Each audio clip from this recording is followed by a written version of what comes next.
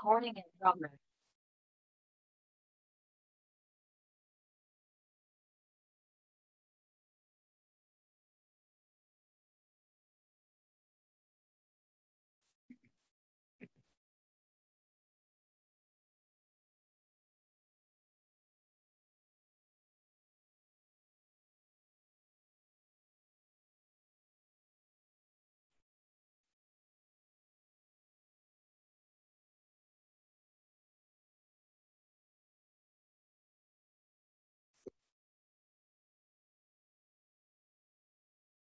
Good evening यार। ठीक है, हम 1 मिनट चालू करते हैं।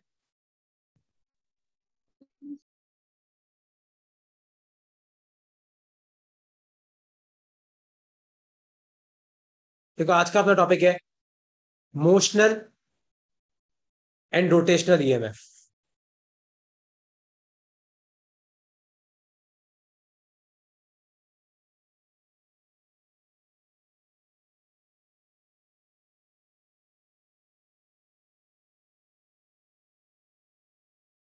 ठीक है, देखो, लास्ट क्लास में मैं तुम्हें टॉपिक पढ़ा रहा था मोशनल ईएमएफ। देखो, मैं रिवाइज कराता हूं तुम्हें कि मोशनल ईएमएफ क्या होता है। देखो, सपोज करो कि तुम्हारे पास ये कोई रोड है, ठीक है, और मान लो कि इस तरफ मैग्नेटिक फील्ड है बी। मान लो आपकी जो मैग्नेटिक फील्ड है वो अंदर की तरफ है। मान लो कि ये कोई रोड है और इस रोड की लेंथ आपको एल दे रखी है। मान लो रोड उधर जा रही है वेलोसिटी वी से, और आपको बी दे रखा है मैग्नेटिक फील्ड। बी क्या दे रखा है? Magnetic field. तो देखो, तुम्हें क्या याद रखना है, अगर कोई भी रोड मैग्नेटिक फील्ड में मूव करती है तो उस रोड के अक्रॉस ईएमएफ इंड्यूस करता है। कितना ईएमएफ इंड्यूस करता है? B L V. बी मतलब मैग्नेटिक फील्ड, एल का मतलब रोड की लेंथ कितनी है, वी का मतलब रोड की वेलोसिटी कितनी है। तो ईएमएफ कितना इंड्यूस करता है? B L V. बी मतलब मैग्नेटिक फील्ड, एल मतलब लेंथ, वी मतलब वेलोसिटी। तो एक तो तुम्हें ये वाला फॉर्मूला याद रखना है, ई इक्वल टू क्या आ जाएगा? B L V. अब मान लो तुम्हें दे रखा है कि यहां पे रेजिस्टेंस आपको आर दे रखी है। आर क्या दे रखी है आपको? मान लो रेजिस्टेंस दे रखी है। तो आपका करंट कितना फ्लो करेगा? ओम्स लॉ क्या बोलता है, याद है? I equal to V by R. V मतलब कितना पोटेंशियल डिफरेंस है, बी एल वी। आर मतलब कितनी रेजिस्टेंस है, आर। तो करंट कितना फ्लो करेगा? B L V by R. तो एक चीज तुम सब ध्यान से सुनना, अगर आपके पास कोई भी रोड है जिसकी लेंथ है एल, मान लो वो मैग्नेटिक फील्ड बी में वेलोसिटी बी से चल रही है, तो उस रोड के अक्रॉस कितना ईएमएफ इंड्यूस होगा? B L V. एक तो तुम सबको ये फॉर्मूला याद रखना है। तो कितना ईएमएफ इंड्यूस हुआ? ईएमएफ इंड्यूस का मतलब होता है पोटेंशियल डिफरेंस। तो इस रोड के अक्रॉस कितना पोटेंशियल डिफरेंस आया? B L V. मान लो आर आपको दे रखा है रेजिस्टेंस, तो करंट क्या होता है? Voltage upon resistance. तो B L V by R. अब एक क्वेश्चन आता है एग्जाम में कि बताओ आपका करंट कैसे फ्लो करेगा, करंट क्लॉकवाइज फ्लो करेगा कि एंटी क्लॉकवाइज? तो एक लाइन लिखो तुम अपनी कॉपी में कि direction of current is given by V cross V। तो आपको करंट की डायरेक्शन कहां से पता पड़ेगी? V क्रॉस B से। V मतलब वेलोसिटी वेक्टर, B का मतलब होता है मैग्नेटिक फील्ड वेक्टर। तो direction of current is given by V cross B। अब यहां पे एक दिक्कत है कि तुम लोगों को क्रॉस प्रोडक्ट करना आता है कि तुम लोग क्रॉस प्रोडक्ट करना भूल गए। तो V क्रॉस B कैसे निकालेंगे? देखो, देखो ध्यान से देखना, तुम भूल तो नहीं गए? देखो, आई जे के। तो आई क्रॉस जे क्या होता है? के होता है। जे क्रॉस के क्या होता है? आई होता है। और के क्रॉस आई क्या होता है? जे होता है। ये तुम्हें याद रखना है, इसके बिना तुम मैग्नेटिज्म ईएमआई नहीं पढ़ पाओगे। आई क्रॉस जे के, जे क्रॉस के आई, के क्रॉस आई जे। अगर इसको उल्टा कर दो तो जे क्रॉस आई क्या होता है? माइनस के क्रॉस जे क्या होता है? माइनस आई। और आई क्रॉस के क्या होता है? माइनस जे।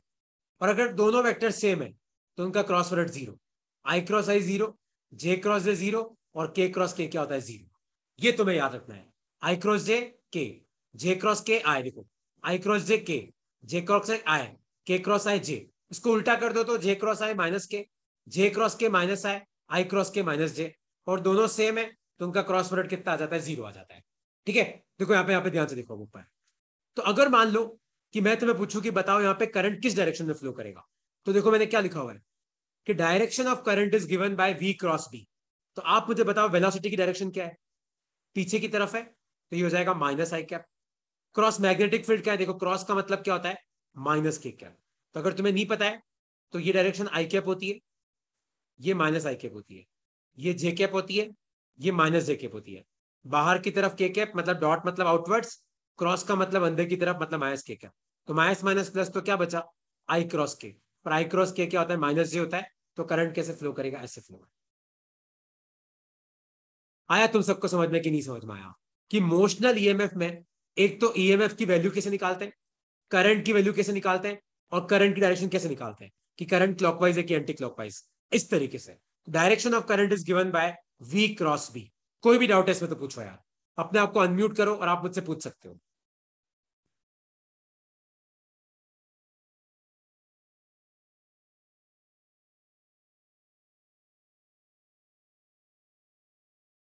ओके कोई डाउट नहीं है, तो ये वाला क्वेश्चन अपन सॉल्व करते हैं, तुम सबको अपने आप समझ में आ जाएगा। तो क्वेश्चन है ये, यहां पे अंदर मैग्नेटिक फील्ड बाहर की तरफ है, ठीक है, मैग्नेटिक फील्ड का है बाहर की तरफ है, ठीक है। पर आपको दे रखा है कि जो मैग्नेटिक फील्ड है वो आपको 10 टेस्ला दे रखी है, और तुम्हें दे रखा है कि यहां पे एक रोड है, और वो रोड इधर की तरफ जा रही है 20 मीटर पर सेकेंड से, और आपको रोड की लेंथ दे रखी है 2 मीटर, और आपको रेजिस्टेंस दे रखी है 10 ओम।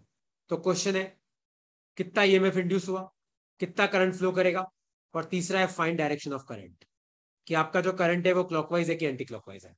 करो ट्राई करो।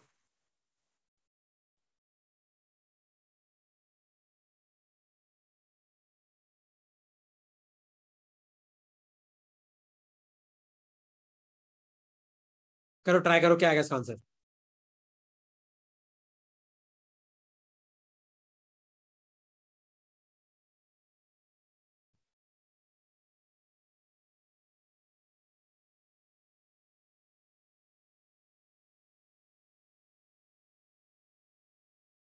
करो, कितना ईएमएफ इंड्यूस होगा सोचो। बीएलवी होता है, कितनी है मैग्नेटिक फील्ड 10, कितनी है लेंथ 2, कितनी वेलोसिटी 20, तो 22 जा 40 10 जा कितना हो गया, 400 वोल्ट। किसी को इसमें तो डाउट नहीं है 400 कैसे आया। बी एल वी, बी मतलब मैग्नेटिक फील्ड, एल मतलब लेंथ, वी मतलब वेलोसिटी। अब करंट कितना फ्लो करेगा, ई बाय आर। तो कितना इंड्यूस हुआ, 400 वोल्ट, रेजिस्टेंस कितनी दे रखी है 10, तो करंट कितना फ्लो करेगा 40 एम्पियर। इसमें तो कोई डाउट नहीं किसी को, किसमें कोई डाउट है, इसमें कोई डाउट है तो पूछो।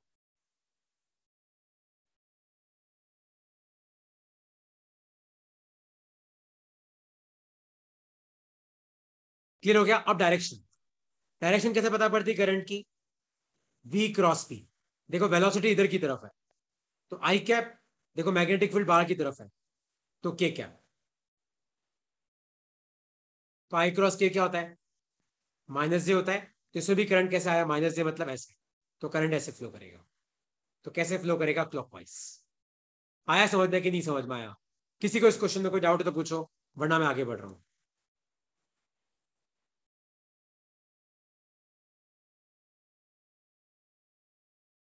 सर। हाँ पूछो।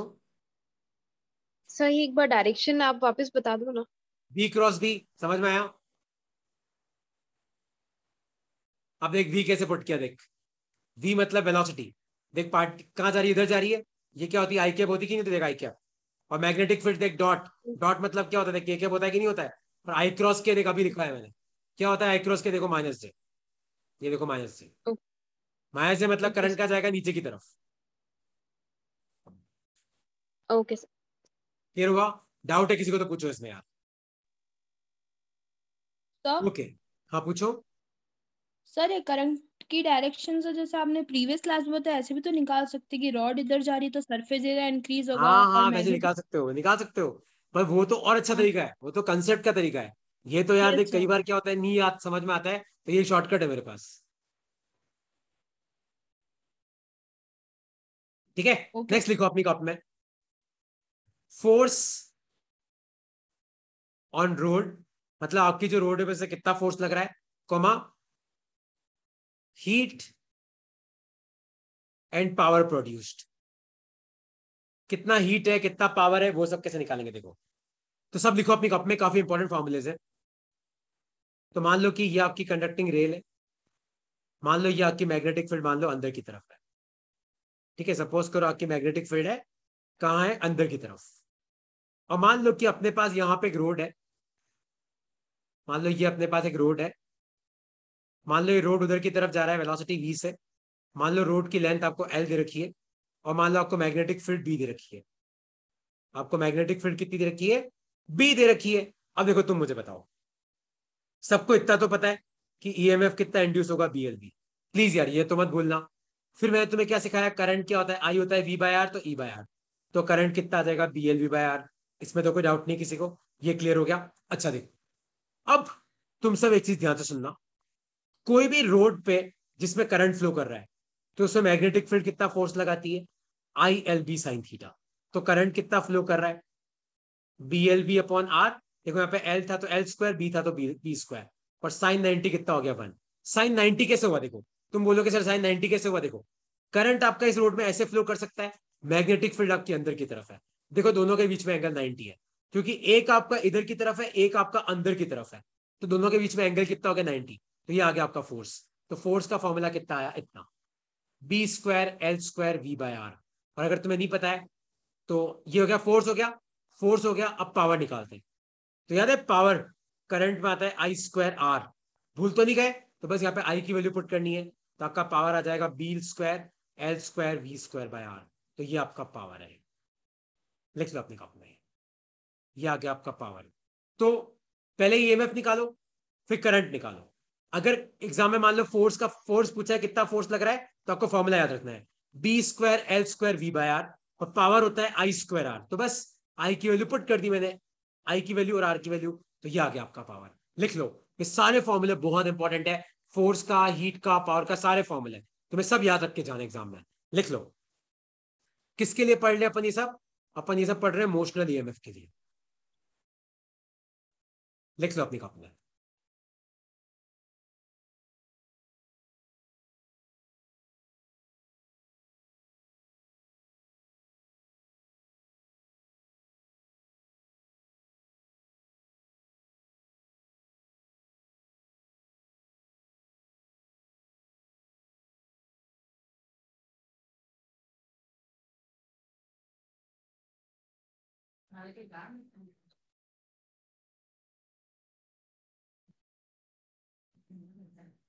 ठीक है, आगे बढ़ू मैं कि कोई डाउट है इसमें।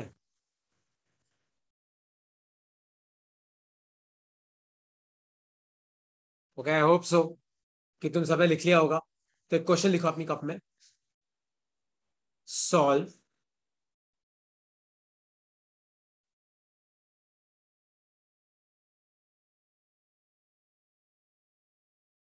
यहाँ की मैग्नेटिक फील्ड है बाहर की तरफ,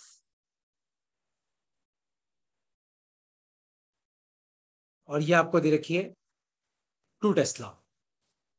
आपके पास यहाँ पे एक रोड है, ये रोड ऊपर की तरफ जा रहा है 2 मीटर पर सेकेंड से, और इसकी जो लंबाई है वो आपको 1 मीटर दे रखी है, ठीक है। तो आप, और रेजिस्टेंस आपको दे रखा है 2 ओम। तो क्वेश्चन है, find EMF, comma current, comma direction of current, comma power produced. करो, ट्राई करो, सब लोग ट्राई करोगे, क्योंकि इसके साथ ये टॉपिक मैं खत्म कर रहा हूं। बस एक कंसेप्ट और सिखाना है, फिर ये टॉपिक खत्म हो जाएगा। करो, ट्राई करो, क्या आएगा इसका आंसर,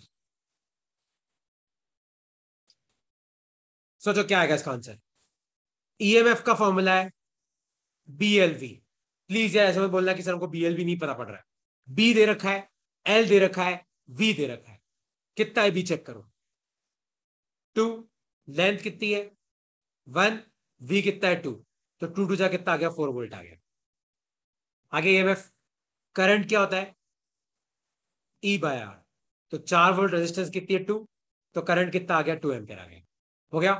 पावर का फॉर्मूला क्या होता है, आई स्क्वायर आर, तो आई कितना है 2, 2 का स्क्वायर, रेजिस्टेंस कितनी 2, तो ये कितना आ गया 8 वॉट आ गया। तो ई निकाल लिया, आई निकाल लिया, पावर निकाल। डायरेक्शन, डायरेक्शन क्या होता है करंट का, वी क्रॉस वी। चेक करो, वेलोसिटी ऊपर की तरफ है तो जे कैप, देखो मैग डॉट मतलब मैग्नेटिक फील्ड का है, के कैप, जे क्रॉस के मतलब क्या होता है आई। तो करंट कैसे फ्लो कर रहा है ऐसे, तो इस तरीके से करंट फ्लो करेगा।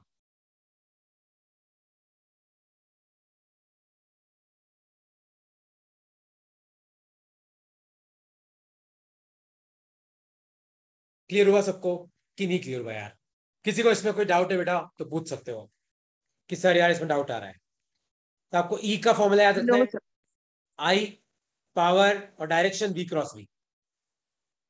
ठीक है, अब देखो एक बहुत इंपॉर्टेंट कंसेप्ट है, कंसेप्ट लिखो सब अपनी कॉपी में, क्योंकि जनरली मैंने देखा है कि न्यूमेरिकल से ज्यादा इंपॉर्टेंट ये वाला कंसेप्ट है। तो कंसेप्ट क्या है देखो, लिखो, if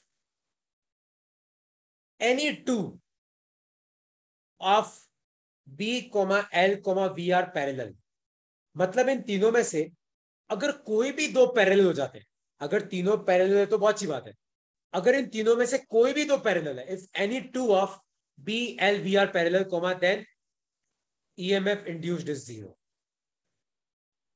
then EMF induced is zero. तो आपका कोई भी ईएमएफ इंड्यूस नहीं करेगा। तो अगर बी एल और वी तीनों में से कोई भी दो अगर पैरेलल हो जाते हैं, अगर तीनों पैरेलल हो जाए तो पक्का जीरो ही होगा, लेकिन तीनों में से अगर कोई भी दो पैरेलल है तो आपका ईएमएफ इंड्यूस क्या होगा, जीरो। इसका मतलब क्या है, जैसे मान लो कि ये आपकी रोड है, और मान लो कि ये रोड है और आपकी मैग्नेटिक फील्ड मान लो बाहर अंदर की तरफ है। मान लो आपको दे रखा है कि आपकी जो मैग्नेटिक फील्ड का है अंदर की तरफ, और मान लो कि ये रोड इधर की तरफ जा रही है। तो तुम ध्यान से देखो, इस क्वेश्चन में आपके रोड की जो लेंथ है वो भी ऐसे है, और जो वेलोसिटी है वो भी इधर की तरफ है, तो इसमें ईएमएफ कितना इंड्यूस करेगा, जीरो। तो अगर इन तीनों में से कोई भी दो पैरेलल हो जाते हैं तो आपका ईएमएफ इंड्यूस क्या होगा, आपका ईएमएफ इंड्यूस क्या हो जाएगा, जीरो हो जाएगा। आया समझ में कि नहीं समझ में आया? कोई डाउट है इसमें तो पूछो यार। No sir. मैं इसका एक एग्जांपल और देता हूं मैं तुम्हें, ताकि तुम्हें क्लियर हो जाएगा। जैसे मान लो कि मैं तुम्हें पूछूं कि ये वाला क्वेश्चन, सपोज करो आपकी रोड ऐसे, मान लो वेलोसिटी भी इधर की तरफ है, और मान लो आपकी मैग्नेटिक फील्ड इधर की तरफ, तो बताओ इसमें कितना ईएमएफ इंड्यूस करेगा, सोचो।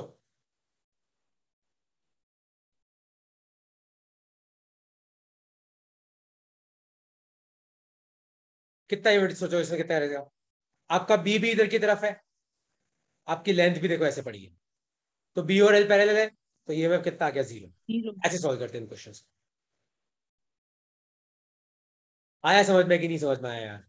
कोई भी डाउट है तो पूछो इसमें यार।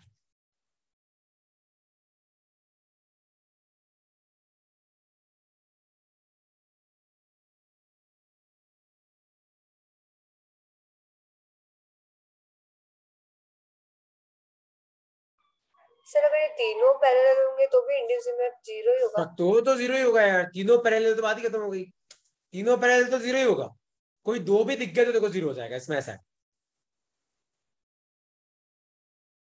ठीक है, चलो हम आगे बढ़ते हैं यार। देखो अब नेक्स्ट टॉपिक लिखो अपनी कप में, रोटेशनल ईएमएफ। देखो जो लोग भी, जिन्होंने मोशनल नहीं पढ़ा है, सीधा रोटेशनल पे आया हो, तो भी तुम सब ध्यान से देखना। सपोज करो कि ये कोई हिंज है, हिंज का मतलब जहां पे आप एक पार्ट फिक्स कर सकते हो। मान लो कि ये कोई हिंज है, और मान लो कि यहां पे कोई रोड है, मान लो कि यहां पे कोई रोड है, मान लो इस रोड की लेंथ है एल। ठीक है, और मान लो कि आपको मैग्नेटिक फील्ड अंदर की तरफ दे रखी है, आपको मैग्नेटिक फील्ड क्या दे रखी है, सपोज करो अंदर की तरफ दे रखी है। सर डायग्राम बना लो मेरे साथ साथ। और मान लो आपकी ये जो रोड है, ये एंगुलर वेलोसिटी ओमेगा से घूम रही है। किससे घूम रही है, एंगुलर वेलोसिटी ओमेगा से। तो इस रोड के अक्रॉस जो ईएमएफ इंड्यूस होगा, उसका फॉर्मूला होगा, लिखो अपनी कॉप में, B omega L square by 2। लिखो, यहां पे बी का मतलब क्या होता है, यहां पे बी का मतलब है कि इस रोड के आसपास मैग्नेटिक फील्ड कितनी है, यहाँ पे ओमेगा का मतलब होता है कि आपकी जो रोड है उस रोड की एंगुलर वेलोसिटी कितनी है, और यहाँ पे एल का मतलब है कि आपकी जो रोड है उस रोड की लेंथ कितनी है। B omega L square by 2 लिख लो अपनी कॉपी में, लिख लो। फिर अपन इसे क्वेश्चन सॉल्व करते हैं और मैं बताऊंगा, डिराइव करता हूँ, डिराइव करूंगा कि ये फॉर्मूला आया कहां से। लिख लो। तो आपके पास कोई रोड है, मान लो कि इस रोड की लेंथ है एल, उसकी एंगुलर वेलोसिटी ओमेगा, और मान लो मैग्नेटिक फील्ड है बी। तो इस रोड के अक्रॉस कितना ईएमएफ इंड्यूस होगा, क्योंकि कोई भी रोड अगर मैग्नेटिक फील्ड में घूमती है तो उस रोड के अक्रॉस क्या आता है, पोटेंशियल डिफरेंस। तो इस रोड के पीछे वाले पॉइंट और आगे वाले पॉइंट के बीच में कितना पोटेंशियल डिफरेंस आएगा, B omega L square by 2। यहाँ पे यार इतना बी की यूनिट क्या होती है, टेस्ला, एल की यूनिट क्या लेनी है, मीटर, और ओमेगा की क्या होती है, रेडियन अपॉन सेकेंड। लिख लो अपनी कॉपी में। तो कितना ईएमएफ इंड्यूस होगा, B omega L square by 2। B मतलब मैग्नेटिक फील्ड, ओमेगा मतलब एंगुलर वेलोसिटी, एल मतलब लेंथ। लिख लो। फिर मैं तुम्हें इसको यूज करना सिखाता हूं कि कैसे निकालते हैं इसका आंसर।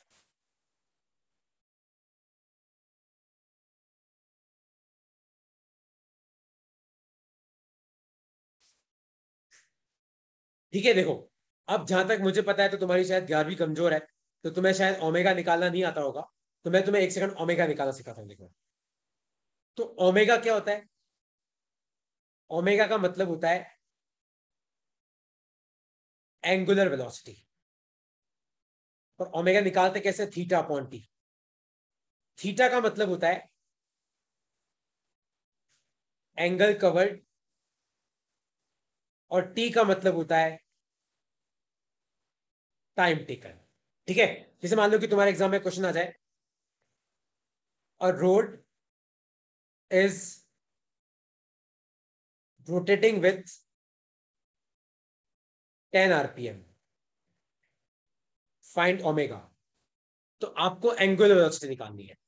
तो ओमेगा बेसिकली क्या होता है, थीटा अपॉन टी। थीटा मतलब कितना एंगल कवर किया, टी मतलब कितने टाइम में कवर किया। 10 आरपीएम, देखो।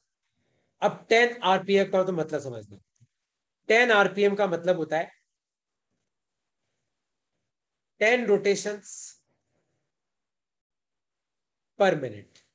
10 आरपीएम का मतलब क्या होता है, 10 रोटेशंस पर मिनट, मतलब 1 मिनट में कितने, 10 रोटेशन। तो देखो, 1 मिनट मतलब टाइम की जगह तो क्या आ जाएगा, 60 सेकेंड, और 10 रोटेशन। देखो अगर तुम्हें नहीं पता है तो एक चक्कर मतलब होता है 2 पाई। कितना, 2 पाई। तो 10 चक्कर मतलब कितना हो गया, 10 × 2 पाई। आया समझ में। तो 10 आरपीएम को तुम ओमेगा में कैसे कन्वर्ट करोगे, मतलब रेडियन अपॉन सेकंड में कैसे कन्वर्ट करोगे, 10 आरपीएम। तो 10 रोटेशन पर मिनट। 1 मिनट मतलब 60 सेकेंड, तो टी की जगह 60 सेकेंड आ गया। 10 रोटेशन, एक रोटेशन मतलब 2 पाई, तो 10 रोटेशन मतलब 10 × 2 पाई। तो 0 से 0 गया, 2 3 जा, तो आपका आंसर क्या आया, पाई/3 रेडियन अपॉन सेकेंड। ये आ गया आपका आंसर।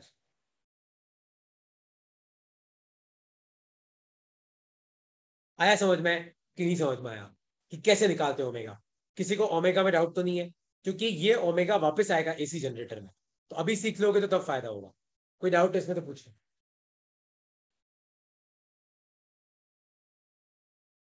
अच्छा, कोई डाउट नहीं है, चलो क्वेश्चन सॉल्व करते हैं। तो क्वेश्चन लिखो अपनी कप में। और rod of length 2 metre is rotating in magnetic field of 20 tesla with 2 RPM.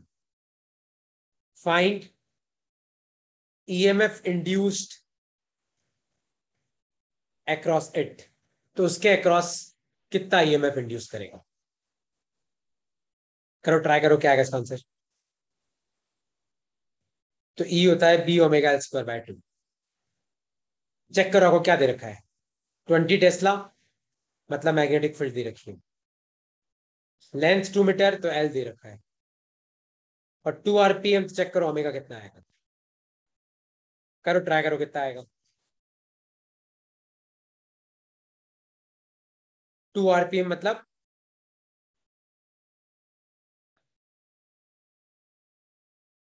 2 rotations पर मिनट। तो 60 सेकंड आ जाएगा। टू रोटेशन मतलब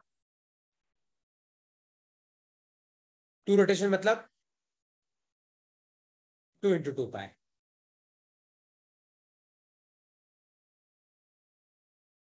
हो गया ना। 2 रोटेशन मतलब 2 × 2 पाई। 1 मिनट 7 सेकंड, तो 4 पाई/60 तो हो जाएगा पाई/15 रेडियन/सेकंड। तो बस सारी वैल्यू है अपने पास अब तो। 20 × पाई/15, लेंथ का स्क्वायर मतलब 2 का स्क्वायर, नीचे आ जाएगा 2 वोल्ट। ये आ गया तुम्हारा आंसर। किसी को इसमें कोई डाउट हो तो तुम पूछ सकते हो कि सर रोटेशनल ईएमएफ का फॉर्मूला कैसे यूज करते हैं। तुम्हें डाउट है तो तुम मुझसे पूछ सकते हो यार।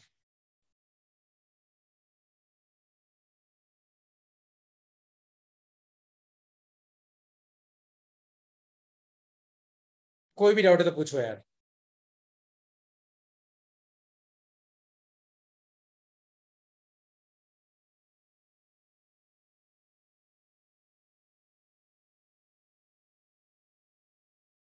ओके, आई होप सो तुम सबको क्लियर हो गया ये। तो हम आगे बढ़ते। देखो तो ये फॉर्मूला आया कैसे, देखो लिखो अपनी कप में। Derivation of rotational EMF. पर इसके लिए तुम्हें वो वाला फॉर्मूला याद रखना पड़ेगा। पता है कौन सा? याद है मैंने तुम्हें आज पढ़ाया था कि अगर कोई भी रोड है जिसकी लेंथ एल है, मान लो वेलोसिटी v से, मैग्नेटिक फील्ड बी में घूम रही है, तो उसके अक्रॉस कितना ईएमएफ इंड्यूस होता है? BLV। BLV। देखो अब कैसे कैसे डिराइव करते देखो। मान लो ये हिंज है, मान लो ये रोड है, और मान लो रोड घूम रही है एंगुलर वेलोसिटी ओमेगा से। तो वो कैसे करेंगे तो ध्यान से देखो। तो सेंटर से मान लो x दूरी पे हम कोई छोटी सी लेंथ लेते हैं dx। तो देखो अगर तुमको ये फॉर्मूला नहीं पता है तो सर्कुलर मोशन में एक फॉर्मूला होता है v=ω/r। तो सेंटर से x दूरी पे जो छोटा सा लेंथ है, इसकी वेलोसिटी कितनी हो जाएगी? v=ω/x। क्योंकि r का मतलब होता है कि आपका पॉइंट सेंटर से कितना दूर है, तो v=ω/x हो गया। तो इस छोटे से लेंथ में छोटा सा ईएमएफ कितना इंड्यूस करेगा? b तो b है, इसकी छोटी सी लेंथ कितनी है? dx है, और v कितना है? ω/x है। इंटीग्रेट करो इंटीग्रेट करो 0 से लेके l तक। तो b कांस्टेंट है, बाहर हो गया, ओमेगा कांस्टेंट है, बाहर आ गया, अंदर बचा x dx 0 से लेके l। और इसका इंटीग्रेशन क्या हो जाएगा तुम्हारा? l²/2। तो ये आ गया तुम्हारा b ω/l²/2। तो अगर मान लो एग्जाम में कुछ आ भी जाए इससे रिलेटेड तो तुम्हें घबराने की जरूरत नहीं है। जैसे मान लो एग्जाम में कोई पूछ ले कि बताओ सेंटर से x दूरी पे कितना ईएमएफ इंड्यूस करेगा, तो v=ω/x पुट करना है इस फॉर्मूले में, तुम्हें आंसर मिल जाएगा। है ना। सेंटर से x दूरी पे कितना ईएमएफ इंड्यूस करेगा, तो उसका फॉर्मूला क्या आ जाएगा? b ω/x dx। तो घबराने की जरूरत नहीं है ना। तो लिख लो अपनी कॉपी में इसको, फिर अपन आगे बढ़ते हैं। लिख लो इसको अपनी कॉपी में, डेरिवेशन ऑफ रोटेशनल ईएमएफ। तो रोटेशनल ईएमएफ का फॉर्मूला कैसे बना, लिख लो अपनी कॉपी में।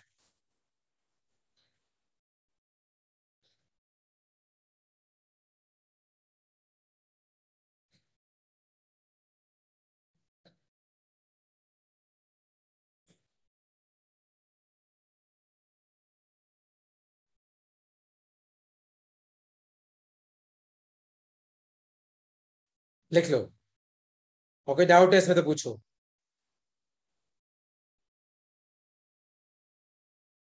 ओके, कोई डाउट नहीं तो आगे बढ़ू मैं। सबको क्लियर हुआ? ठीक है, कोई डाउट नहीं। नेक्स्ट टॉपिक लिखो अपनी कॉपी में, सेल्फ इंडक्टेंस एंड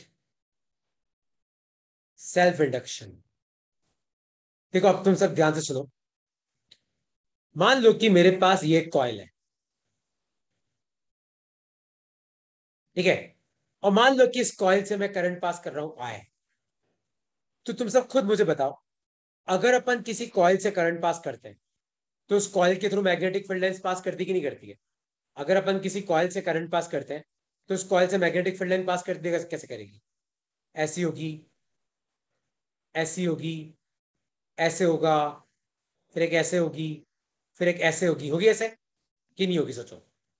तो तुम ध्यान से देखो, अगर अपन ने कॉइल से करंट पास किया तो कॉइल के through magnetic field lines pass कर रही है, और याद है मैंने तुम्हें क्या पढ़ाया था, किसी भी कॉइल के थ्रू कितनी मैग्नेटिक फील्ड लाइन पास करती है उसको बोलते हैं magnetic flux, number of magnetic field lines passing through a coil. और एरिया, तो देखो ध्यान से देखो, इस कॉइल के थ्रू कितना फ्लक्स है,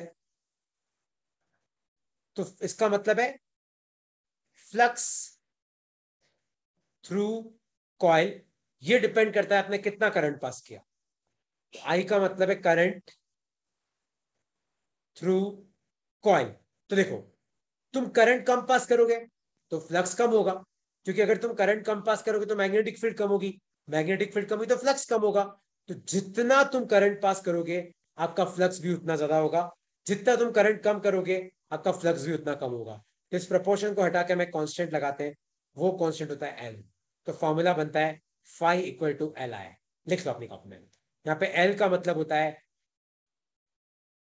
सेल्फ इंडक्टेंस, और इसकी जो एसआई यूनिट होती है वो होती है हेनरी, जिसको डिनोट करते हैं एच से। तो phi equal to L I. तो याद रखना, किसी भी कॉइल के थ्रू अगर आप करंट पास करते हो तो उस करंट के कारण कॉइल के अंदर क्या होता है, फ्लक्स होता है। तुम जितना ज्यादा करंट पास करोगे फ्लक्स उतना ज्यादा होगा, जितना कम करंट करोगे फ्लक्स उतना कम होगा। तो इस प्रोपोर्शन को हटा के हमें कांस्टेंट लगाते हैं एल। एल का मतलब होता है सेल्फ इंडक्टेंस। तो यहां पे एक लाइन लिखता अपनी कप में, magnetic flux through a coil depends directly on current passing through coil. तो जितना कॉइल से करंट पास करेगा उतना आपका मैग्नेटिक फ्लक्स होगा, जितना कॉइल से करंट पास करोगे उतना आपका मैग्नेटिक फ्लक्स होगा। तो magnetic flux through a coil depends directly on current passing through coil, and constant of proportionality is called as self inductance, and constant of proportionality is called as self inductance। तो flux proportional to current है ना, जितना ज्यादा current होगा उतना flux होगा। तो proportion हटा के कांस्टेंट लगाओ एल। एल का मतलब होता है सेल्फ इंडक्टेंस, जिसकी ऐसा यूनिट क्या होती है, हेनरी। लिख लो अपनी कॉपी में, लिख लो phi equal to L I. तो जितना तुम करंट पास करोगे उतना ज्यादा क्या होगा, तुम्हारा फ्लक्स होगा।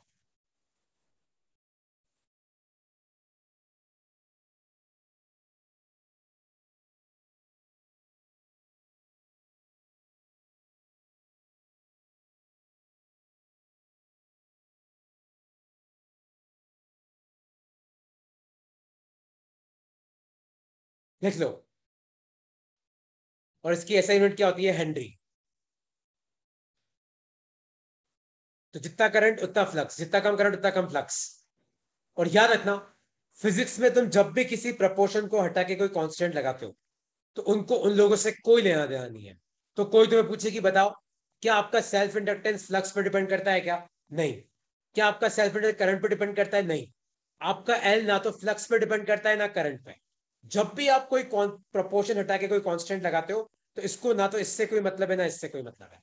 एल किसी और ही चीज पर डिपेंड करता है, किस पे डिपेंड करता है वो मैं तुम्हें आप सिखाऊंगा। लिख लो अपनी कॉपी में।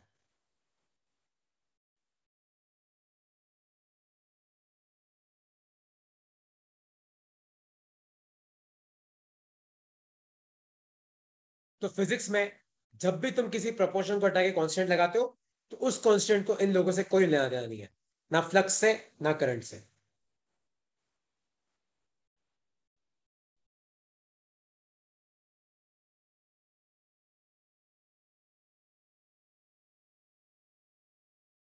ठीक है, जैसे मान लो कि तुम्हारे एग्जाम में क्वेश्चन आ जाए एक,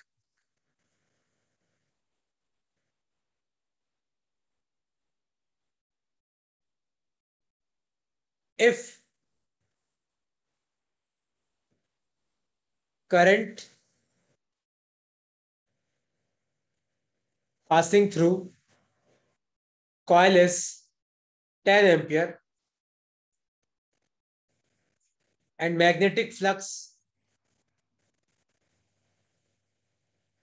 through coil is 20 Weber, comma find self inductance of coil.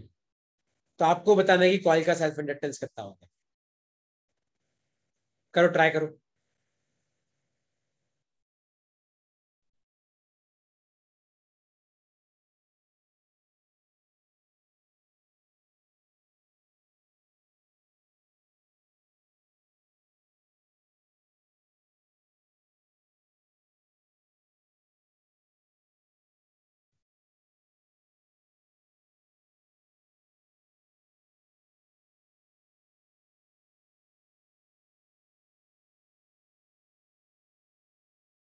कितना होगा देखो। तो करंट 10 एम्पियर है, फ्लक्स 20 वेबर है। आपका एल कितना आ गया? 2 हेनरी आ गया। इस तरीके से सॉल्व करते हैं हम लोग। वंस फ्लक्स की यूनिट होती है बेटा वेबर, 20 वेबर, ये फ्लक्स की यूनिट होती है वेबर।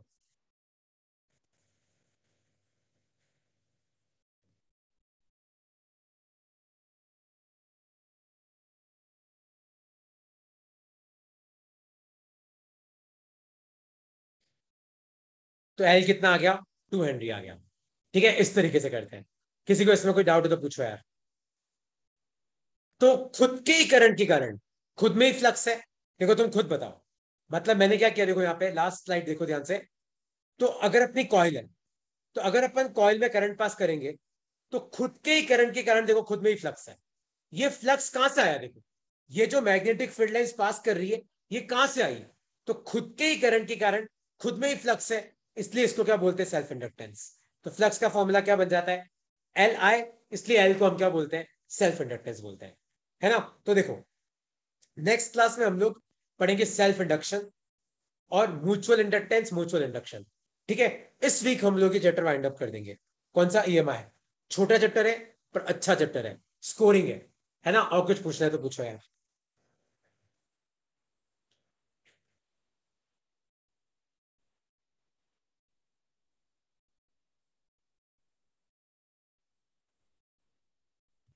और कोई पूछना है डाउट तो आप पूछ सकते हो। सर एक बार वो क्वेश्चन वाली स्लाइड क्वेश्चन वाली वापस दिखा स्लाइड, दो। ये वाली?